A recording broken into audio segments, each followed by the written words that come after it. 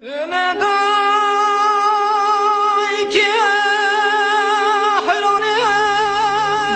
kurbana bahçemi diyar bekledi sayrut diyelemelemeyi.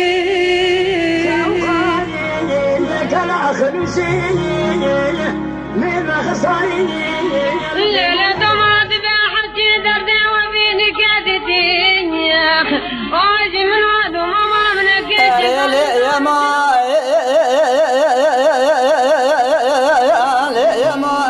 Atar kurre zayna birbu bakalama wayamu azna warbu bajna khada humawa.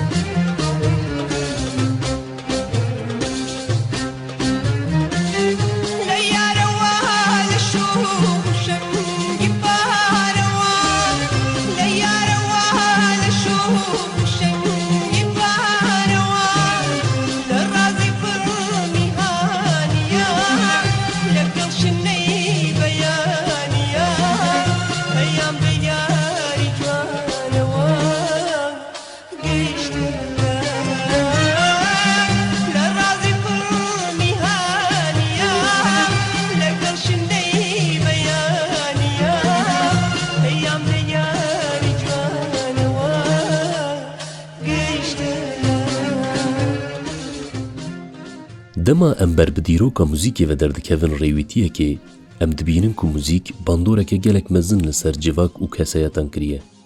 Ev bandor bixwara hin nirxên ku wê tu deman ji holê tên rakirin afirandine.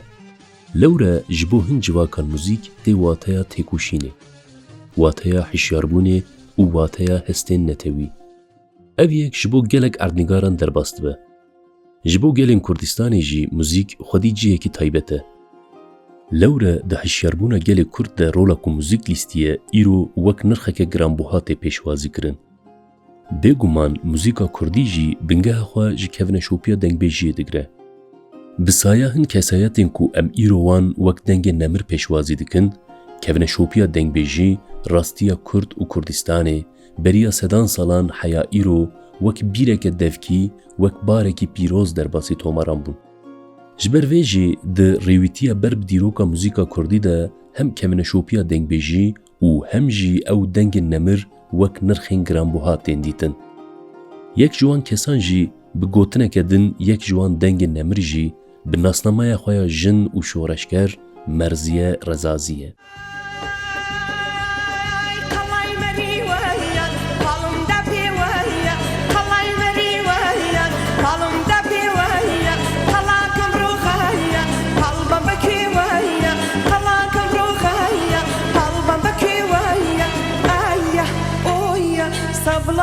شنويا آيا أويا صبلغي شنويا بكم بريني وقدي حرضلتي لكويا بكم بريني وقدي حرضلتي لكويا حرضلتي لكويا. Dilêkolîneke di derbarê muzîka Kurdî de em rastê Merziye Rezazî tên. Di civakeke ku feraseta feodal serdest bû de di warê huner û muzîkê de rasthatina me ya hunermendeke jin dihat wê wateyê ku ev nav xwedî çîrokeke têr û tije ye.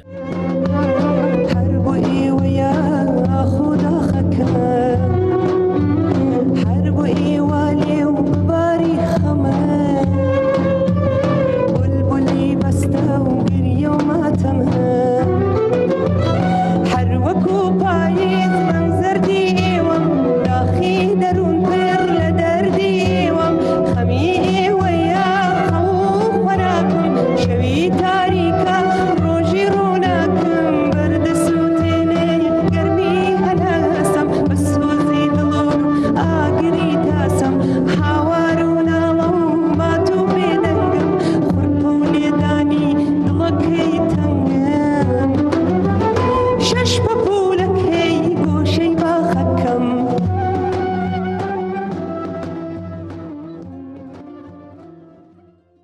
مرزیه د سال 1958 ده لباجار مریوان روجهلات کردستان جدایک دبه. اردنگاریه کلی جدایک دبه ده حنبیز خود جهد ده بهوشت جی دوجهی جی. او یک جی دهات وی واته کو جبر ناسنامه خواه جن و ده گلک آلیان ده ببویا خودی جیانه که بزحمت. زحمتیه کو هری پیش دیجی دوار زمان دایکی ده بو. دناو مالباتی ده کردی ده آخوی لی دما جمال دردکت نچار دما کو فارسی با آخوه. اف زحمتیه کو مرزیه دیجی دبه آواز جدوی وی ده حرکه. ده چوین و حاطنه دبستانی ده جخوار سترانین کردی دستری. به یکی و او دنگی وی دلانجی هیدی دردکه و هوله دی بیهیستن.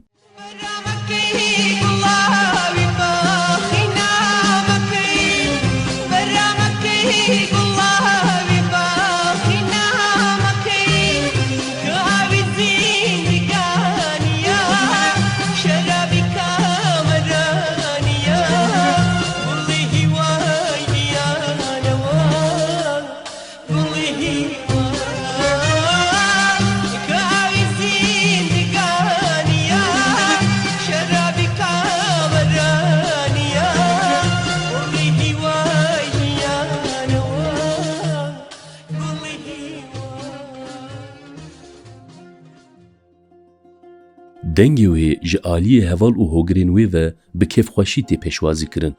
لیبلی او یک ری لبر پرسکریکان جیوه دکه. مالباتا وی جبر جواک کلام گوتنا جنان بنیینی پیشوازی دکر ناخوازه مرزیه سترانان ببیجه. لی او یک پیشی لعشقا وی کلام گوتنی ناگره. دنگ و تیکوشین ناوین وکی مریم خان، نسرین شیروان، عیشه شان و گلبهاره باندور لمرزیه دکه و جوان ناوان هز دگره.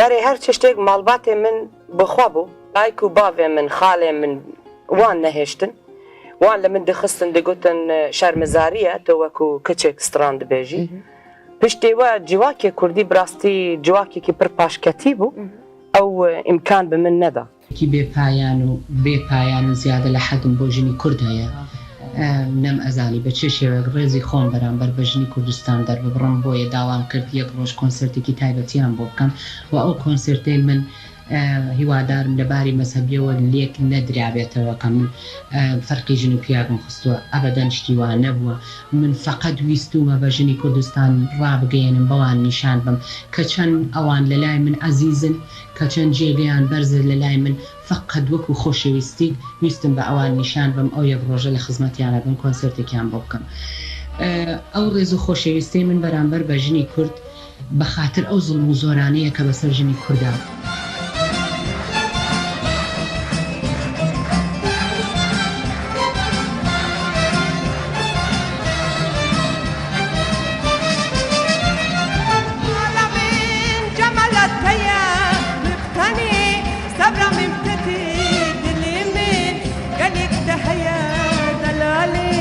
شیرین شربته معلمین جمالت هیا مبتنی صبرم امتدی دلی من قلق دهیا دلالی شیرین شربته دعوتی لگندی ویا رابعم هرن دعوتی لگندی ویا رابعم هرن دعوتی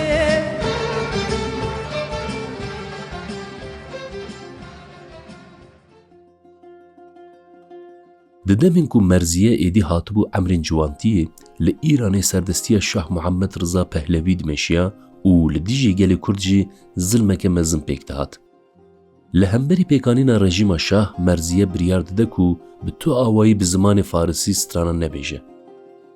او بریار ده همان دمیده هیدی بری مرزیه دیدن ناسنامه کدن. ناسنامه شورشگریه. مرزیه بریار خدابو ایدی و تنی به زمان کردی کلام بگوتا. لهوربونا خواه لسروی اساسی پیلتینه. جرادوی بغدای هنرمندین کرد گهدار دکه. بدنگو هنر آوان خواه پرورده دکه کلامان دبیجه. ددمک کنده جی لحریم کدی جی دبه تکانه سترانبیجه کرد آجن. او یک دهات واته که گلک گران بوها. لوره لدجبری تاوی پیکانین فراست فودال ده انجام ده سرکفتنک دستخسته بو.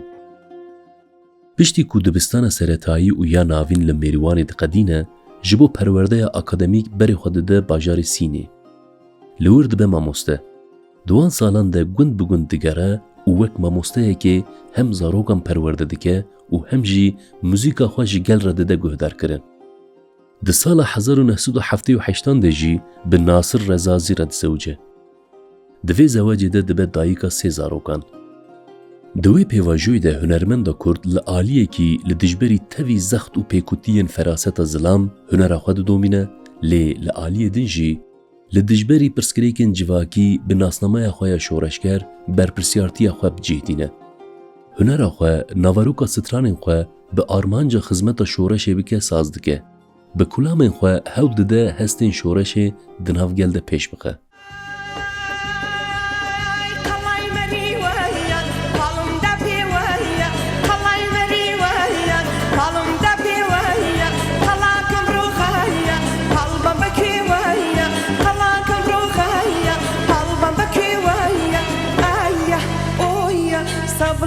شنويا آيا أويا صبلغي شنويا بكم بريني وقدي حرضلتي لكويا بكم بريني وقدي حرضلتي لكويا حرضلتي لكويا.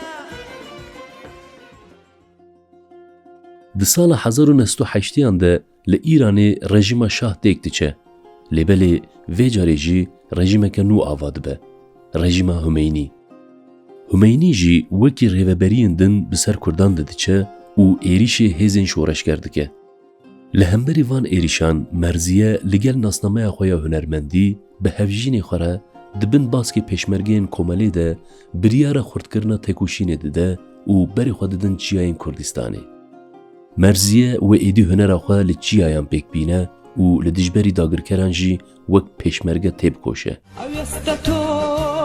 لشوی تار مومی هەڵگیرساو لە نێو دڵی شەوە زەنگا وەکو گڕێک ڕاساو ئەوێستە تۆی لە شەوی تار مومی هەڵگیرساو لە نێو دڵی شەوە زەنگا وەکو گڕێک ڕاساو سڵاوی گەرمی دڵی پڕ هومێدیمەت پێشکەش بڵنگی هەردی وڵات ئەی هەواڵی پێشمەرگە سڵاوی گەرمی دڵی پڕ هومێدیمەت پێشکەش بڵنگی هەردی وڵات ئەی هەواڵی پێشمەرگە. Duan salên li Çiyayan de stranbêja Kurd Merziye bi hevalên xwe yên pêşmerge re koroyeke bi navê Korî Bagewaz ava dikin. Gelek stran û sîrûdên şoreşkerî de afirînin. Stran û sîrûdên wê ji kûçe û kolanan heya gundên deşt û zozanên Kurdistanê tê guhdarkirin. Hêvî û hêz dide gelê Kurd. Her wiha bi sîrûda bi navê Silav ji pêşmerge re dibe yekem jina Kurd ku deng daye sîrûdekî.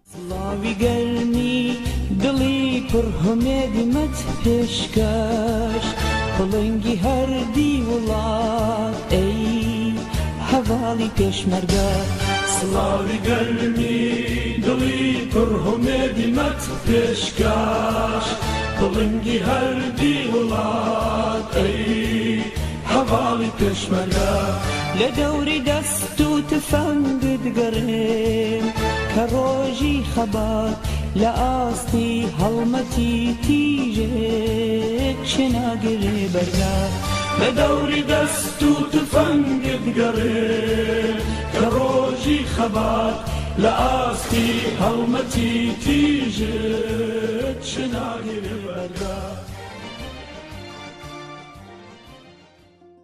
Piştî ku derdikeve Çiyayên Kurdistanê êdî ji bo wê jî serdemeke nû dest pê kiribû. Serdemeke zehmet û lê serdemeke coşa şoreşê tîje. Merziye jî di ferqa vî barêgiran û biwate de bû. Ji bo erka xwe jî bicihbîne, bi nasnameya xwe ya jin, bi nasnameya xwe ya hunermend û bi nasnameya xwe ya şoreşker, hemû kêliyên jiyana xwe tije derbas dikir û jiyana xwe biwate dikir. Di çarçoveya xebatan de gelek demên ku wê heya bêhna xwe ya dawîn ji bîr neke dijî. Di sala 1985 de ji ber zextên ku pêk tên bi malbata xwe re neçar dimîne ji Kurdistanê derbasî welatê Swêdê dibe. Derbasbûna Swêdê ji bo hunera Merziye wê bibiya destpêka pêvajoyeke nû. Wê gelê Kurd xwediyê wî dengê xweş û delal li ser ekranên televîzyonan bidîta û naz bikira.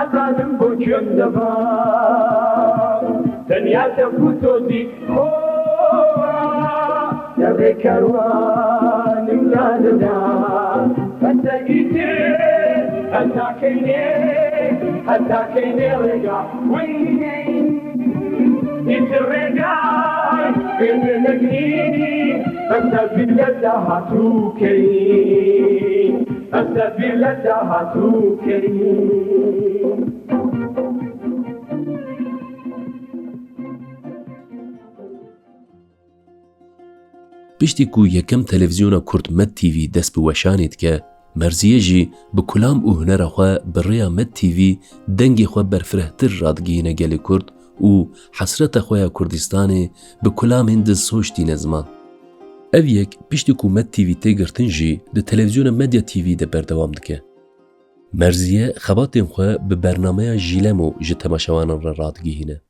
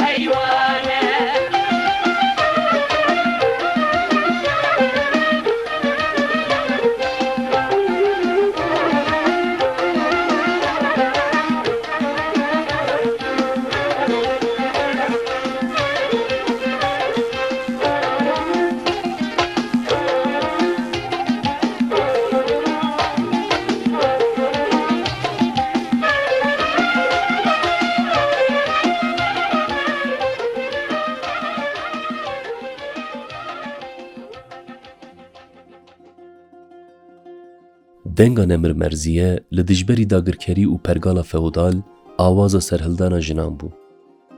Di her kêliyên jiyana xwe de bi têkoşîna ku da bibû yek ji sembola şerê bi destxistina jiyanê.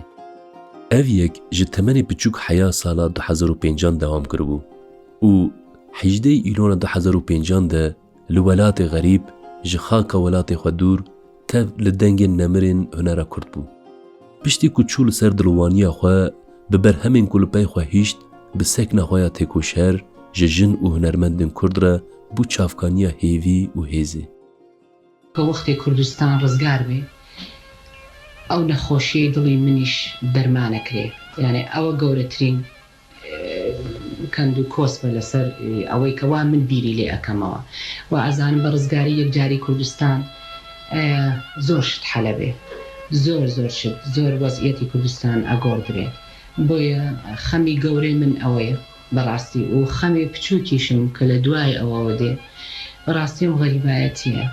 Em xerîbayetiye zor tesîrî tê kirdûm, zor bêzarim, zor bêtaqetim. Hezm lêre niye, li welatê niye, li Ewropa niye. Hezm li Kurdistanekê xoma, hezm li xelkekê xoma. Hezekem ڕۆم بۆ ناو ئەوان ببێ نەبێ وەک ئەوان بمباران مەکەن وەک ئەوان نەخۆشەکەوم وەک ئەوان هەرچێکم ئەبێ با وەک ئەوان چیم لەوان زیاترە. بۆ ئێستەیژ و بڕیارم داوە ئەو بەشەی کوردستان من نازانم لەباری دیپلۆماتیەوە چ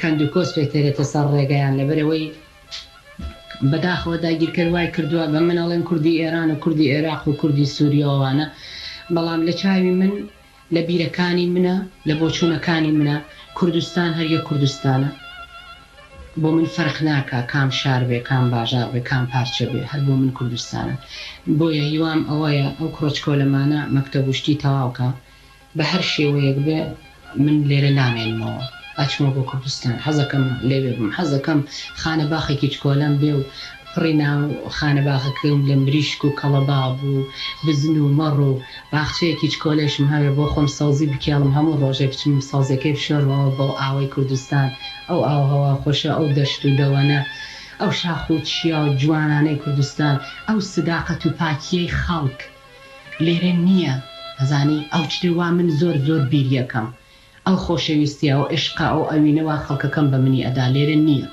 لێرە نایبینمەوە حەزەکەم بچمەوە بۆ ناو ئەوان خۆشەویستی مەحەبەت هەموو کەسێک ئەیەوێت چ مناڵ چ گەورە بە تایبەتی ئێمە ئێستا تەمەنمان بەرەو سەرەوە چ زۆرتر پێویستیمان بەوەیە ئەڵێ بەرد لە جێ خۆیان سەمینە ئێمە لە ناو خەڵکەکەی خۆمان ناشتین کاکە بڕۆمە دەرەوە لە ناو ئەو خیابانانەی شاری سوێد هیچ کەسێک من ناناسێ نازانێ من کێم بەڵام لە کوردستان لە هەر پێک دەرەکەی هەمووی زانێ من کێم بۆیە ئەو خەمیشم هەیە هیوادارم ئەو خەمە ڕۆژی دێبێ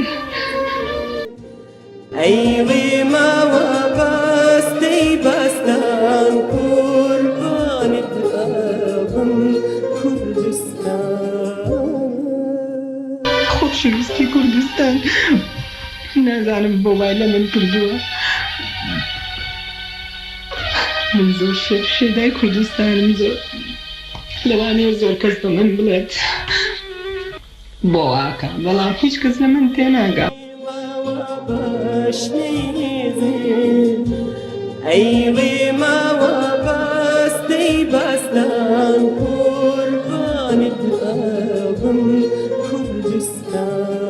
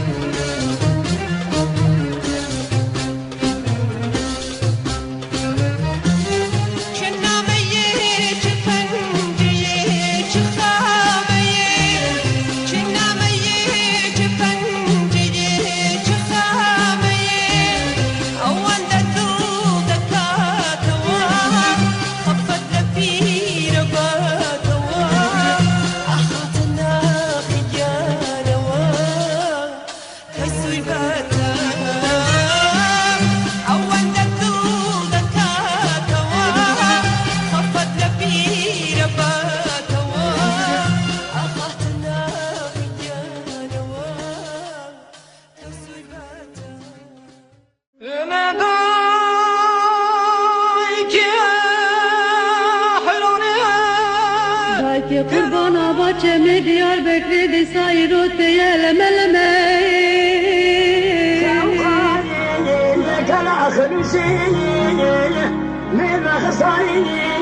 الليلة دمعت بحكي دردي وبيني كادتين يا واجي من عدو ماما منك يا ما